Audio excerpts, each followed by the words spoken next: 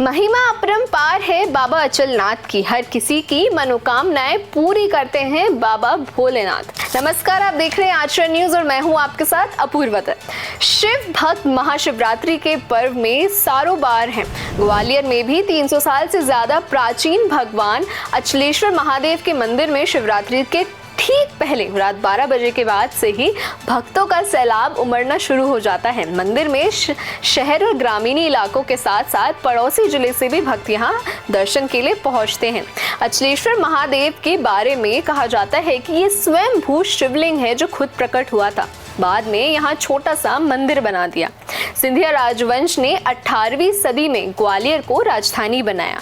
सिंधिया राजवंश ने राजकाज चलाने के लिए उस दौर में महाराज बाड़ा बनवाया, गोरखी का भी निर्माण किया, साथ ही जयविलास महल बनवाया। महाराज बाड़े से जयविलास महल तक जाने वाले रास्ते में महल के पास एक पेड़ के नीचे शिव जी का मंदिर था।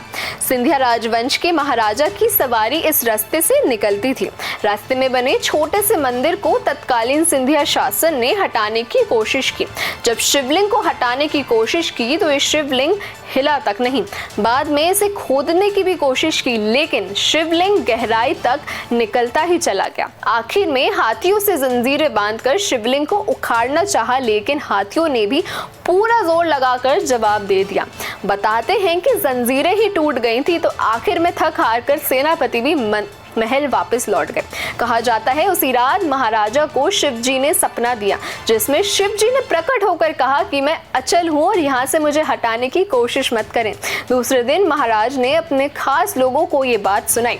अगले दिन कारीगर बुलाए गए और फिर रास्ते पर बने इस मंदिर को एक भव्य मंदिर बनाया और उस शिवलिंग को अचलनाथ के रूप में पूजा गया। इस तरह से शिव मंदिर अचलेश्वर महादेव मंदिर के नाम से जानने लगा। व्यवस्थापक अचलेश्वर मंदिर ट्रस्ट अचलेश्वर महादेव के अचल और अटल होने के साथ भक्तों की आस्था भी अटूट है। जो भक्त बाबा अचलनाथ के दरबार में आस्था के साथ मन्नत मांगते हैं, अपनी आस्था और भक्ति पर अटल रहते हैं, बाबा अचलनाथ उन भक्तों की मनोकामनाएं जरूर पूरी करते हैं। भक्त भी कहते हैं कि अचलनाथ को राजा महाराजा या अंग्रेज तक ना हिला पाए। कई भक्त तो ऐसा भी कहते हैं कि ग्वालियर से चल रहे लेकिन बाबा की भक्ति में चलते वापस अचलनाथ की नगरी लौट आए। बाबा अचलनाथ को ग्वालियर का महाकाल भी कहा जाता है। महाशिवरात्रि का पावन पर्व है और अचलेश्वर न्यास द्वारा सारी तैयारियां आप देख ही रहे हैं। छप्पन भोग है, फूल बंगला है और भक्तों की अंदर जाने की, बाहर निकलने की सारी व्यवस्थाएं यहाँ कर ली गई हैं और मंदिर की तरफ से दुकानें भी आमंत्रित कर दी गई हैं। 40-50 दुकानें हैं। फिर कई लोग प्रसाद बांटते हैं, उनकी भी व्यवस्था की गई है। तो संगम को देखते हुए 2-2.5 लाख की लगभग आने की उम्मीद है और आएगी, क्योंकि बाबा अचलनाथ सब भक्तों की मनोकामना पूर्ण करते हैं। मानता तो बाबा की आप लोग जानते ही हैं, अचलनाथ है। शिवरात्रि है, बस ये है बाबा की मौज है। बाबा की फौज के साथ मनाई जाएगी। यहाँ पे शिवरात्रि में प्रसादी के लिए 40-50 स्टॉल लगते हैं। सबको अलग अलग तरह के प्रसाद बनाए जाते हैं।